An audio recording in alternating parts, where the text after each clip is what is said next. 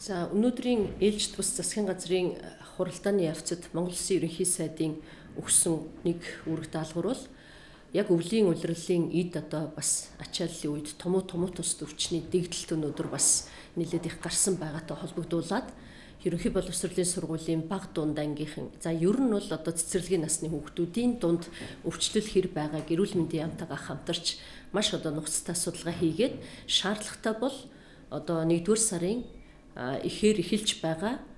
сурагчдын амралтын хугацааг шаардлагатай бол сунгах ийм шаардлага байна уугүй юу гэдэг энэ одоо дүгнэлтийг хийж ирэх одоо үүрэг даалгаврыг өгсөн. За өнөөдрийн байдлаар ерөнхий боловсролын сургуулиудын бага ангийн хүүхдүүд, цэцэрлэгийн хүүхдүүдийн өвчлөлийн байдлыг аваад үзэхлээр нэг 6.6% одоо хамрагдалттай, хичээлээсээ чөлөө авсан, эмчийн магадлалтай ийм байдалтай байгаа. Тэгэхээр бид өнөөдөр энэ одоо өвчний маань дэгдэлт бас утаа ихтэй байгаа энэ үед өвлийн өнөөдөр бас 12 дугаар сарын 22 гэдэг бол одоо Монгол уламжлал ёсоор бас шинэ одоо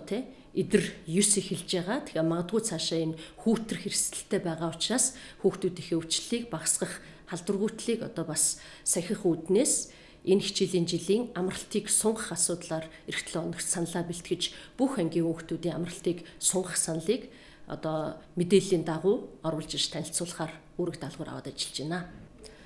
За энэ хичээлийн амралтын хуваарийг ер нь бол одоо шинэ жил өнгөрөөд 1-р сарын 1-ээс эхлүүлээд 2-р сарын 1 хүртэл яг эд ачааллын 1 сарын хугацаанд амраахаар бид нар урьдчилсан төлөвлөлтийг хийж байна. За энэ хугацаанд амралтыг сунгасан одоо тохиолдолд бид нар хавар зуны ямар одоо саруудад энэ одоо сунгалтанд хамрагдсан хугацааны хичээлийг нөхөх вэ гэдэг графикийг сайдын тушаалаар баталж ерөнхий боловсролын сургуулиудад хөрвүүлж ажиллана.